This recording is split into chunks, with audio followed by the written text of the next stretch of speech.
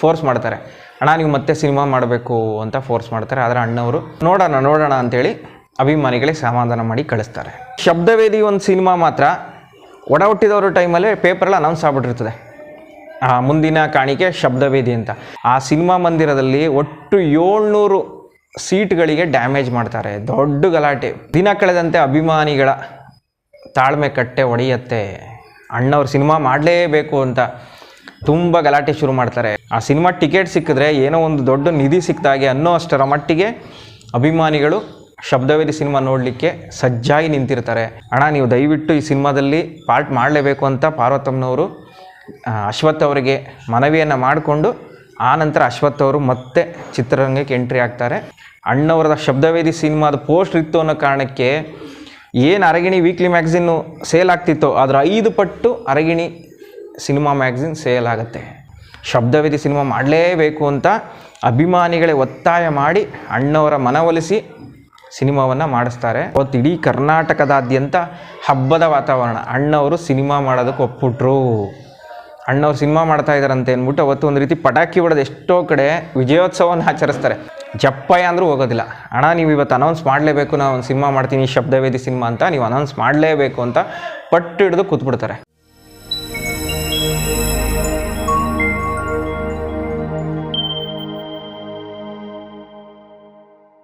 ಸ್ನೇಹಿತರೆ, ಅಣ್ಣವರ ಕಡೆಯ ಸಿನಿಮಾ ಶಬ್ದವೇದಿ. ಆ ಸಿನಿಮಾ ಅಣ್ಣವರ ಚಿತ್ರಜೀವನದ ಕಡೆಯ ಸಿನಿಮಾ. ಆ ಸಿನಿಮಾ ಆದಮೇಲೆ ಮತ್ತೊಂದು ಸಿನಿಮಾವನ್ನು ಮಾಡಬೇಕು ಅಂತ ಅಣ್ಣವರು ತುಂಬಾ ಆಸೆ ಇಟ್ಕೊಂಡಿರ್ತಾರೆ. ಅದು ಭಕ್ತ ಅಂಬರೀಷ ನನ್ನ ಕನಸಿನ ಪ್ರಾಜೆಕ್ಟು, ಅದರಲ್ಲಿ ಮಾಡೇಬೇಕು ಅಂತೇಳಿ ಅಣ್ಣವರು ಫೋರ್ಸ್ ಮಾಡಿ ಅವರೇ ಒತ್ತಾಯ ಮಾಡಿ ಆ ಸಿನಿಮಾವನ್ನು ಮಾಡೋದಕ್ಕೆ ರೆಡಿಯಾಗಿರ್ತಾರೆ. ಆ ಸಿನಿಮಾದ ಮುಹೂರ್ತ ಕೂಡ ಆಗುತ್ತೆ. ಇನ್ನೇನು ಮೈಸೂರು ಪ್ಯಾಲೇಸಲ್ಲಿ ಆ ಸಿನಿಮಾದ ಶೂಟಿಂಗ್ ಆಗಬೇಕು ಅನ್ನೋಷ್ಟರಲ್ಲಿ ಅವರು ವೀರಪ್ಪನಿಂದ ಕಿಡ್ನ್ಯಾಪ್ ಆಗ್ತಾರೆ. ಅಲ್ಲಿಗೆ ಆ ಸಿನಿಮಾದ ಪ್ರಾಜೆಕ್ಟ್ ಡ್ರಾಪ್ ಆಗುತ್ತೆ. ಹೀಗಾಗಿ ಶಬ್ದವೇದಿ ಸಿನಿಮಾನೇ ಅಣ್ಣವರ ಕಡೆಯ ಸಿನಿಮಾ ಆಗುತ್ತೆ. ಶಬ್ದವೇದಿ ಸಿನಿಮಾ 2000ನೇ ಇಸ್ವಿ ಫೆಬ್ರವರಿ ತಿಂಗಳಲ್ಲಿ ರಿಲೀಸ್ ಆಗುತ್ತೆ. ಅದಕ್ಕೂ ಮುಂಚೆ 6 ವರ್ಷ ಅಣ್ಣವ್ರು ಯಾವ ಸಿನಿಮಾದಲ್ಲೂ ಮಾಡಿರೋಲ್ಲ. 94ರಲ್ಲಿ ಹೊಡ ಹುಟ್ಟಿದವರು ಸಿನಿಮಾ ಬಂದಿರುತ್ತೆ, ಅದೇ ಲಾಸ್ಟು. ಅದಾದಮೇಲೆ ಅಣ್ಣವರು ಸಿನಿಮಾನೇ ಮಾಡೋದಿಲ್ಲ ನಾನು ಅಂತ ಕೂತ್ಬಿಡ್ತಾರೆ. ಯಾಕೆಂದರೆ ಉದಯ್ ಶಂಕರ್ ಇಲ್ಲ, ಅವರ ಡೈಲಾಗು ಅವರ ಸಾಂಗ್ಸ್ ಇಲ್ಲದೇ ನಾನೇಗ ಸಿನಿಮಾದಲ್ಲಿ ಆ್ಯಕ್ಟಿಂಗ್ ಮಾಡಲಿ, ನನ್ನ ಮನಸ್ಸಿಲ್ಲ, ನನ್ನ ಮಕ್ಕಳು ಮಾಡ್ತಾವ್ರಲ್ಲ ಸಾಕು ಅಂತೇಳಿ ಅಣ್ಣವರು ಸಿನಿಮಾ ಮಾಡೋದಿಲ್ಲ ಅಂತ ಅನೌನ್ಸ್ ಮಾಡಿಬಿಡ್ತಾರೆ. ಆದರೆ ಅಭಿಮಾನಿಗಳು ಸುಮ್ಮನಿರಬೇಕಲ್ಲ, ಅಣ್ಣವ್ರು ಮಾಡ್ತಾಯಿಲ್ಲ ಸಿನಿಮಾ ಅಂತ ಪ್ರತಿ ವರ್ಷ ಅವ್ರ ಹುಟ್ಟುಹಬ್ಬದಲ್ಲಿ, ಆಗ ಅಣ್ಣವ್ರ ಹುಟ್ಟುಹಬ್ಬನ ಅವ್ರ ಮನೆ ಮುಂದೆನೇ ಆಚರಿಸ್ಕೊಳ್ಳೋರು ಅಭಿಮಾನಿಗಳ ಸಮ್ಮುಖದಲ್ಲಿ ಪ್ರತಿ ಹುಟ್ಟುಹಬ್ಬನೂ. ಆಗ ಇದೇ ರೀತಿ 4 ಒಡ ಹುಟ್ಟಿದವರು ಆದಮೇಲೆ 95ರಲ್ಲಿ ಅಣ್ಣವರ ಹುಟ್ಟುಹಬ್ಬ. ಆಗ ಅಭಿಮಾನಿಗಳು ಅಣ್ಣವರ ಮನೆ ಮುಂದೆ ಹೋಗ್ತಾರೆ. ಆವತ್ತು ಫೋರ್ಸ್ ಮಾಡ್ತಾರೆ, ಅಣ್ಣ ನೀವು ಮತ್ತೆ ಸಿನಿಮಾ ಮಾಡಬೇಕು ಅಂತ ಫೋರ್ಸ್ ಮಾಡ್ತಾರೆ. ಆದರೆ ಅಣ್ಣವರು ನೋಡೋಣ ಅಂತೇಳಿ ಅಭಿಮಾನಿಗಳಿಗೆ ಸಮಾಧಾನ ಮಾಡಿ ಕಳಿಸ್ತಾರೆ. ಮತ್ತೆ 96ನೇ ಇಸ್ವಿ ಹುಟ್ಟುಹಬ್ಬ ಬರುತ್ತೆ ಅಣ್ಣವ್ರದ್ದು. ಅವತ್ತು ಕೂಡ ಅಭಿಮಾನಿ ಸಾಗರದ ನಡುವೆ ಅಣ್ಣವರು ಹುಟ್ಟುಹಬ್ಬವನ್ನು ಆಚರಿಸ್ಕೋತಾರೆ.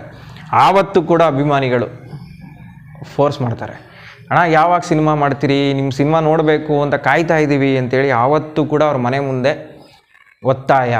ಆವತ್ತು ಕೂಡ ಅಣ್ಣವರು ಸಮಾಧಾನ ಮಾಡಿ, ಇಲ್ಲ ನೋಡೋಣ ಯಾವುದು ಕತೆ ಸಿಗ್ತಾ ಇಲ್ಲ, ಮಾಡ್ತೀನಿ ಅಂತ. ಯಾಕೆ ಮಾಡಲ್ಲ ಅಂತ ಡೈರೆಕ್ಟಾಗಿ ಹೇಳಲ್ಲ, ಸುಮ್ಮನೆ ಸಾಗಾಕೋರು.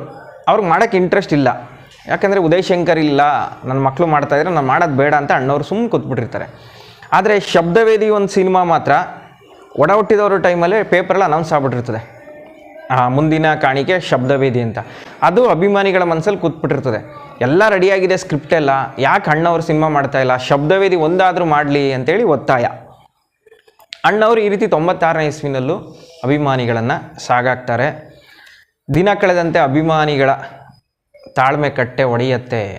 ಅಣ್ಣವ್ರು ಸಿನಿಮಾ ಮಾಡಲೇಬೇಕು ಅಂತ ತುಂಬ ಗಲಾಟೆ ಶುರು ಮಾಡ್ತಾರೆ. ಪಾರ್ವತಮ್ಮನವ್ರ ಮೇಲೆ ಒತ್ತಡವನ್ನು ಹಾಕ್ತಾರೆ, ಶಿವಣ್ಣನ ಮೇಲೆ ಒತ್ತಡ ಹಾಕ್ತಾರೆ, ವರದಪ್ಪನವ್ರ ಮೇಲೆ ಒತ್ತಡ ಹಾಕ್ತಾರೆ. ಈ ರೀತಿ ಮಾಡಲೇಬೇಕು ಅಣ್ಣವರು ಸಿನಿಮಾನ ಅಂತೇಳಿ ನಿರಂತರವಾಗಿ ಒತ್ತಡ ಆಗ್ತಾನೆ ಬರ್ತಾ ಇರ್ತಾರೆ. ಪ್ರತಿ ವರ್ಷ ಹುಟ್ಟುಹಬ್ಬದ ದಿನ ಅಣ್ಣವರು ಅಭಿಮಾನಿಗಳ ಕೈ ಸಿಗ್ತಾಯಿದ್ರು. ಅಲ್ಲಿ ಅಭಿಮಾನಿಗಳು ಒತ್ತಾಯವನ್ನು ಮಾಡೋರು. ಅಣ್ಣವರು ಅದೇ ರೀತಿ ತಳ್ಕೊಂಡು ಹೋಗ್ತಾ ಇರ್ತಾರೆ. ಕಡೆಗೆ 98ರಲ್ಲಿ ಅಭಿಮಾನಿಗಳು ಅಣ್ಣವರ ಮನೆ ಮುಂದೆ, ಅವತ್ತು ಅವ್ರ ಬರ್ತಡೇ ದಿನ, ಜಪ್ಪಯ್ಯ ಅಂದರೂ ಹೋಗೋದಿಲ್ಲ, ಅಣ್ಣ ನೀವು ಇವತ್ತು ಅನೌನ್ಸ್ ಮಾಡಲೇಬೇಕು, ನಾನು ಒಂದು ಸಿನಿಮಾ ಮಾಡ್ತೀನಿ ಶಬ್ದವೇದಿ ಸಿನಿಮಾ ಅಂತ, ನೀವು ಅನೌನ್ಸ್ ಮಾಡಲೇಬೇಕು ಅಂತ ಪಟ್ಟು ಹಿಡಿದು ಕೂತ್ಬಿಡ್ತಾರೆ. ಆಗ ಅಣ್ಣವರು ಅಭಿಮಾನಿ ದೇವರುಗಳ ಒತ್ತಾಯಕ್ಕೆ, ಅವರ ಆಸೆಗೆ ಕಟ್ಟು ಬಿದ್ದು ಆಯಿತು ನಾನು ಸಿನಿಮಾ ಮಾಡ್ತೀನಿ ಅಂತೇಳಿ ಅನೌನ್ಸ್ ಮಾಡ್ತಾರೆ. ಅವತ್ತು ಇಡೀ ಕರ್ನಾಟಕದಾದ್ಯಂತ ಹಬ್ಬದ ವಾತಾವರಣ. ಅಣ್ಣವರು ಸಿನಿಮಾ ಮಾಡೋದಕ್ಕೆ ಒಪ್ಪಿಟ್ರು. ಅಣ್ಣವ್ರು ಸಿನಿಮಾ ಮಾಡ್ತಾ ಇದ್ದಾರಂತೆ ಅಂದ್ಬಿಟ್ಟು ಅವತ್ತು ಒಂದು ರೀತಿ ಪಟಾಕಿ ಹೊಡೆದು ಎಷ್ಟೋ ಕಡೆ ವಿಜಯೋತ್ಸವವನ್ನು ಆಚರಿಸ್ತಾರೆ. ಅಣ್ಣವ್ರು ಒಪ್ಕೊಬಿಟ್ರಲ್ಲ ಸಿನಿಮಾದಲ್ಲಿ ಮಾಡೋಕ್ಕೆ ಅಂತೇಳಿ. ಈ ರೀತಿ ಒಬ್ಬ ನಾಯಕ ನಟ ಸಿನಿಮಾ ಮಾಡ್ತೀನಿ ಅಂತ ಅನೌನ್ಸ್ ಮಾಡಿದಾಗ ಖುಷಿಯಿಂದ ಪಟಾಕಿ ಹೊಡೆದು ಸಂಭ್ರಮಾಚರಣೆ ಮಾಡಿರೋದು ನಮ್ಮ ಕರ್ನಾಟಕದಲ್ಲಿ ಅಣ್ಣವರ ಅಭಿಮಾನಿಗಳು ಮಾತ್ರ. ಹಾಗೆ ಅಣ್ಣವರ ಸಿನಿಮಾ ಅಂದರೆ ಜಾತಕ ಪಕ್ಷಿಗಳಂತೆ ಅಭಿಮಾನಿಗಳು ಕಾಯ್ತಾ ಇರೋರು. ಶಬ್ದವೇದಿ ಸಿನಿಮಾ ಮಾಡಲೇಬೇಕು ಅಂತ ಅಭಿಮಾನಿಗಳೇ ಒತ್ತಾಯ ಮಾಡಿ ಅಣ್ಣವರ ಮನವೊಲಿಸಿ ಸಿನಿಮಾವನ್ನು ಮಾಡಿಸ್ತಾರೆ.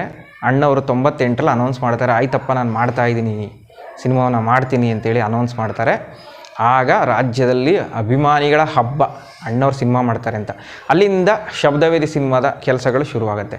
ಮೊದಲಿಗೆ 94ರಲ್ಲಿ ಶಬ್ದವೇದಿ ಸಿನಿಮಾ ಮಾಡಬೇಕು ಅಂತ ಹೋದಾಗ ಆವಾಗಲೂ ಎಸ್ ನಾರಾಯಣ ಅವರೇ ಡೈರೆಕ್ಟ್ರು. ಅದು ವಿಜಯ ಶಾಸ್ನೂರವರ ಕಾದಂಬರಿ ಆಧಾರಿತ ಸಿನಿಮಾ. ಆಗ ಮ್ಯೂಸಿಕ್ಕು ಉಪೇಂದ್ರ ಕುಮಾರ್ ಆಯ್ಕೆಯಾಗಿರ್ತಾರೆ ಫಸ್ಟು. ಆ 94ರಲ್ಲಿ ಮಾಡಬೇಕು ಅಂತ ಆಗಿರುತ್ತಲ್ಲ ಆಗ. ಈಗೆಲ್ಲ ಚೇಂಜ್ ಆಗುತ್ತೆ. ಹಂಸಲೇಖ ಅವರು ಮ್ಯೂಸಿಕ್ ಅಂತ ಆಗುತ್ತೆ, ಎಸ್ ನಾರಾಯಣ ಅವರೇ ಡೈರೆಕ್ಟ್ರು.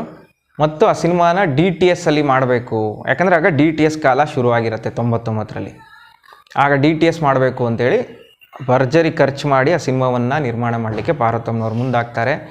ಎಲ್ಲ ಕೆಲಸಗಳು ಶುರುವಾಗಿ 99ರಲ್ಲಿ ಸಿನಿಮಾ ಶೂಟಿಂಗ್ ಶುರುವಾಗುತ್ತೆ. ಸಿನಿಮಾ ಶೂಟಿಂಗ್ ಶುರುವಾದ ದಿನ ಕೂಡ ರಾಜ್ಯದಲ್ಲಿ ಹಬ್ಬದ ವಾತಾವರಣ. ಅವತ್ತು ಅಣ್ಣವರು ಕ್ಲ್ಯಾಪ್ ಮಾಡ್ತಾರೆ, ಅದು ಭುಜಂಗ್ ಶೆಟ್ಟಿ ಅವರೇನೋ ಕ್ಲ್ಯಾಪ್ ಮಾಡ್ತಾರೆ ಆ ಸಿನಿಮಾ ಮುಹೂರ್ತದ ಕ್ಲ್ಯಾಪಿಂಗ್. ಅವತ್ತು ಕೂಡ ಹಬ್ಬದ ವಾತಾವರಣ. ಎಷ್ಟೋ ಕಡೆ ಪಟಾಕಿ ಸಿಡಿಸಿ ಸಂಭ್ರಮಾಚರಣೆ ಮಾಡ್ತಾರೆ, ಸಿಹಿ ಹಂಚಿ ಸಂಭ್ರಮಾಚರಣೆ ಮಾಡ್ತಾರೆ. ನಮ್ಮ ಮೈಸೂರಿನಲ್ಲೂ ಕೂಡ ಎಷ್ಟೋ ಸರ್ಕಲ್ಗಳಲ್ಲಿ ಸಿಹಿ ಹಂಚಿದ್ದುಂಟು. ಮತ್ತು ಆ ಸಿನಿಮಾದ ಪೋಸ್ಟ್ರು ಮೊದಲನೇ ಲುಕ್ ಯಾವ ರೀತಿ ಬರುತ್ತೆ ಅಂದರೆ ಅಣ್ಣವರು ಈ ಗನ್ ಹಿಡ್ಕೊಂಡು ಬುಲೆಟ್ ಹಾಕ್ತಾ ಇರ್ತಾರೆ. ಆ ಫಸ್ಟ್ ಪೋಸ್ಟ್ರು ಬರುತ್ತೆ. ಆವಾಗ ಅರಗಿಣಿ ಮತ್ತು ರೂಪತಾರ ಈ ಬುಕ್ಗಳಲ್ಲಿ ಅದು ಪೋಸ್ಟ್ರು ಬರುತ್ತೆ. ಅರಗಿಣಿ ಯಾವ ರೀತಿ ಸೇಲ್ ಆಗಿತ್ತು ಅಂದರೆ ಅವಾಗ ಅಣ್ಣವರದ ಶಬ್ದವೇದಿ ಸಿನಿಮಾದ ಪೋಸ್ಟ್ರ್ ಇತ್ತು ಅನ್ನೋ ಕಾರಣಕ್ಕೆ ಏನು ಅರಗಿಣಿ ವೀಕ್ಲಿ ಮ್ಯಾಗ್ಝಿನ್ನು ಸೇಲ್ ಆಗ್ತಿತ್ತೋ ಅದರ 5 ಪಟ್ಟು ಅರಗಿಣಿ ಸಿನಿಮಾ ಮ್ಯಾಗ್ಝಿನ್ ಸೇಲ್ ಆಗುತ್ತೆ. ಅಣ್ಣವರ ಶಬ್ದವೇದಿ ಸಿನಿಮಾದ ಪೋಸ್ಟ್ರು ಅದ್ರಲ್ಲಿ ಬಂದಿರುತ್ತೆ, ಫಸ್ಟ್ ಲುಕ್ಕು. ಆ ರೀತಿ ಅವಾಗ ಅರಗಿಣಿ ಬುಕ್ಕು ಸೇಲ್ ಆಗುತ್ತೆ. ಅಲ್ಲಿಂದ ಶಬ್ದವೇದಿ ಸಿನಿಮಾ ಬರೋ ತನಕನೂ ಅಭಿಮಾನಿಗಳಲ್ಲಿ ಸಾಕಷ್ಟು ಕಾತರ ಕುತೂಹಲ. ಯಾವಾಗ ಈ ಸಿನಿಮಾವನ್ನು ನೋಡ್ತೀವೋ 6 ವರ್ಷದ ನಂತರ ಅಣ್ಣವರ ಸಿನಿಮಾ ಮಾಡ್ತಾಯಿದ್ದಾರೆ. ಅದು ಪೊಲೀಸ್ ಅಧಿಕಾರಿ ಪಾತ್ರವನ್ನು ಮಾಡ್ತಾಯಿದ್ದಾರೆ. DTS ಸೌಂಡ್ ಬೇರೆ. ಜಯಪ್ರದಾ ಅವರು ಮತ್ತೆ ಅಣ್ಣವ್ರ ಜೊತೆ ಆಯ್ಕೆಯಾಗಿ ಅಭಿನಯ ಮಾಡ್ತಾಯಿದ್ದಾರೆ. ಅಶ್ವಥ್ ಅವರು ಎಷ್ಟೋ ದಿನಗಳ ನಂತರ ಮತ್ತೆ ಶಬ್ದವೇದಿ ಸಿನಿಮಾದಲ್ಲಿ ನಟನೆ ಮಾಡ್ತಾರೆ. ಅವರು ಕೂಡ ಅಣ್ಣವ್ರ ಥರ ನಾನು ನಟನೆ ಮಾಡಲಿಲ್ಲ ಅಂತ ದೂರ ಉಳಿದ್ಬಿಟ್ಟಿರ್ತಾರೆ. ಆಗ ಅಣ್ಣವರು ಮತ್ತು ಪಾರ್ವತಮ್ಮನವರಿಗೆ ಖುದ್ದಾಗಿ ಅಶ್ವಥ್ ಅವರಿಗೆ ಮಾತಾಡಿಸಿ, ಅಣ್ಣ ನೀವು ದಯವಿಟ್ಟು ಈ ಸಿನಿಮಾದಲ್ಲಿ ಪಾರ್ಟ್ ಮಾಡಲೇಬೇಕು ಅಂತ ಪಾರ್ವತಮ್ಮನವರು ಅಶ್ವಥ್ ಅವರಿಗೆ ಮನವಿಯನ್ನು ಮಾಡಿಕೊಂಡು ಆನಂತರ ಅಶ್ವಥ್ ಅವರು ಮತ್ತೆ ಚಿತ್ರರಂಗಕ್ಕೆ ಎಂಟ್ರಿ ಆಗ್ತಾರೆ ಶಬ್ದವೇದಿ ಮೂಲಕ. ಅಲ್ಲಿವರೆಗೂ ಅವರು ಒಂದು 2-3 ವರ್ಷ ಯಾವ ಸಿನಿಮಾದಲ್ಲೂ ಮಾಡಿರಲ್ಲ. ಅಣ್ಣವರು ಮತ್ತು ಪಾರ್ವತಮ್ಮನವರ ಮನವಿಗೆ ಕಟ್ಟು ಬಿದ್ದು ಅಶ್ವಥ್ ಅವರು ಆ ಸಿನಿಮಾದಲ್ಲಿ ನಟನೆ ಮಾಡ್ತಾರೆ. ಈ ರೀತಿ ಹಳೇ ನಟರನ್ನು ಒಳಗೊಂಡಂತೆ ಹೊಸಬ್ರನ್ನು ಹಾಕ್ಕೊಂಡು ಶಬ್ದವೇದಿ ಸಿನಿಮಾ ತಯಾರಾಗುತ್ತೆ. ಆ ಶಬ್ದವೇದಿ ಸಿನಿಮಾ ನೋಡೋ ತನಕನೂ ಅಭಿಮಾನಿಗಳಲ್ಲಿ ಪುಳಕ ತವಕ ಯಾವಾಗ ಸಿನಿಮಾವನ್ನು ವೀಕ್ಷಣೆ ಮಾಡ್ತೀವಿ ಅಂತ. ಅಣ್ಣವರು 98ನೇ ಇಸವಿಲಿ ಮಾತು ಕೊಟ್ಟಂತೆ ಅಭಿಮಾನಿಗಳಿಗಾಗಿ ನಟಿಸಿದಂತಹ cinema Shabdavedhi. Shabdavedhi cinema February 10, 2000ನೇ ಇಸ್ವಿನಲ್ಲಿ ರಿಲೀಸ್ ಆಗುತ್ತೆ. ಆ ಸಿನಿಮಾ ಡೇಟ್ ಅನೌನ್ಸ್ ಆಗ್ತಿದ್ದಾಗೇ ಟಿಕೆಟ್ ತಗೊಳ್ಳೋದಕ್ಕೆ ಅಭಿಮಾನಿಗಳು ರೆಡಿ ಆಗಿಬಿಡ್ತಾರೆ. ಒಂದು ವಾರ ಮುಂಚೆಯಿಂದನೇ ರಾಜ್ಯದ ಯಾವ್ಯಾವ ಚಿತ್ರಮಂದಿರಗಳಲ್ಲಿ ಸಿನಿಮಾ ಬರ್ತಾಯೋ ಅಲ್ಲೆಲ್ಲ ಸ್ಟಾರ್ಗಳನ್ನು ಕಟ್ಟೋದು, ಬ್ಯಾನರ್ಗಳನ್ನು ಕಟ್ಟೋದು, ಹೂನಾರ ಹಾಕೋದು, ಪೋಸ್ಟರ್ಗಳಿಗೆ ಶುರು ಆಗಿಬಿಡುತ್ತೆ ಒಂದು ವಾರ ಮುಂಚೆಯಿಂದನೇ. ಆ ಸಿನಿಮಾ ಟಿಕೆಟ್ ಸಿಕ್ಕಿದ್ರೆ ಏನೋ ಒಂದು ದೊಡ್ಡ ನಿಧಿ ಸಿಕ್ತಾಗೆ ಅನ್ನೋ ಅಷ್ಟರ ಮಟ್ಟಿಗೆ ಅಭಿಮಾನಿಗಳು ಶಬ್ದವೇದಿ ಸಿನಿಮಾ ನೋಡಲಿಕ್ಕೆ ಸಜ್ಜಾಗಿ ನಿಂತಿರ್ತಾರೆ. ರಾಜ್ಯದ ಎಲ್ಲ ಚಿತ್ರಮಂದಿರಗಳಲ್ಲೂ ಸುನಾಮಿ, ಸುನಾಮಿ. ಯಾಕಂದರೆ 6 ವರ್ಷದ ನಂತರ ಸಿನಿಮಾ ರಿಲೀಸ್ ಆಗ್ತಿರುವಂಥದ್ದು. ಅಣ್ಣವರ ಸಿನಿಮಾ 6 ವರ್ಷದ ನಂತರ ನೋಡಬೇಕು ಕಾಯ್ಕೊಂಡು ಕೂತಿದ್ರು ಜನ. ಆ ಸಿನಿಮಾ ಎಲ್ಲೆಲ್ಲಿ ರಿಲೀಸ್ ಆಗ್ತಾಯೋ ಆ ಥಿಯೇಟ್ರ್ಗಳ ಮುಂದೆ ಜನ ಸಾಗರ. ಎಲ್ಲ ಚಿತ್ರಮಂದಿರಗಳಲ್ಲೂ, ಬಹುಶಃ ರಾಜ್ಯದ ಎಲ್ಲ ಚಿತ್ರಮಂದಿರಗಳಲ್ಲೂ ಒಟ್ಟಿಗೆ 4 ದಿನದ ಟಿಕೆಟ್ಗಳನ್ನು ಕೊಟ್ಟಿರ್ತಾರೆ. ಎಲ್ಲ ಬಹುಪಾಲು ಚಿತ್ರಮಂದಿರಗಳಲ್ಲಿ 4 ದಿನ, ಗುರುವಾರ ರಿಲೀಸ್ ಆಗುತ್ತೆ, ಗುರುವಾರ, ಶುಕ್ರವಾರ, ಶನಿವಾರ, ಭಾನುವಾರ 4 ದಿನ ಟಿಕೆಟ್ ಕೊಟ್ಟು ಮುಗಿಸಿರ್ತಾರೆ. ಬೆಂಗಳೂರಿನಲ್ಲಿ ಮೇಯ್ನ್ ಥಿಯೇಟ್ರ್ ಕಪಾಲಿ, ಮೈಸೂರಿನಲ್ಲಿ ಪ್ರಭಾ, ಶಾಂತಲಾ, ಸರಸ್ವತಿ ಮತ್ತು ರಣಜಿತ್ ಚಿತ್ರಮಂದಿರಕ್ಕೆ ಮಾರ್ನಿಂಗ್ ಶೋ ಬರುತ್ತೆ. ಬೆಂಗಳೂರಲ್ಲಿ ಕಪಾಲಿನಲ್ಲಿ ಆ ಸಿನಿಮಾ ರಿಲೀಸ್ ದಿನ ಒಂದು ಇನ್ಸಿಡೆಂಟ್ ನಡೆಯುತ್ತೆ. ಏನಂದರೆ DTS ಸೌಂಡ್ ಬೇರೆ ಆ ಸಿನಿಮಾಗಲ್ವಾ, ಅಲ್ಲಿ DTS ಸೌಂಡ್ ಕೈ ಕೊಟ್ಬಿಡುತ್ತೆ. ಕಪಾಲಿ ಚಿತ್ರಮಂದಿರದಲ್ಲಿ. ಅಭಿಮಾನಿಗಳು ರೊಚ್ಚಿಗೆದ್ದು ಬಿಡ್ತಾರೆ, ಸೌಂಡ್ ಬರ್ತಾ ಇಲ್ಲ. ಮೊದಲನೇ ದಿನ ಬೇರೆ ಸಿನಿಮಾ, ರೊಚ್ಚಿಗೆದ್ದು ಆ ಸಿನಿಮಾ ಮಂದಿರದಲ್ಲಿ ಒಟ್ಟು 700 ಸೀಟ್ಗಳಿಗೆ ಡ್ಯಾಮೇಜ್ ಮಾಡ್ತಾರೆ. ದೊಡ್ಡ ಗಲಾಟೆ, ಪೊಲೀಸರು ಹೋಗಿ ಲಾಠಿ ಚಾರ್ಜ್ ಮಾಡಿ ಆ ಗಲಾಟೆಯನ್ನು ಹತೋಟಿಗೆ ತರ್ತಾರೆ.